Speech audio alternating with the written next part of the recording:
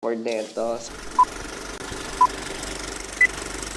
Dear viewers, ako nga pala si Josh Cullen na sinasabing nananabik sa hagod.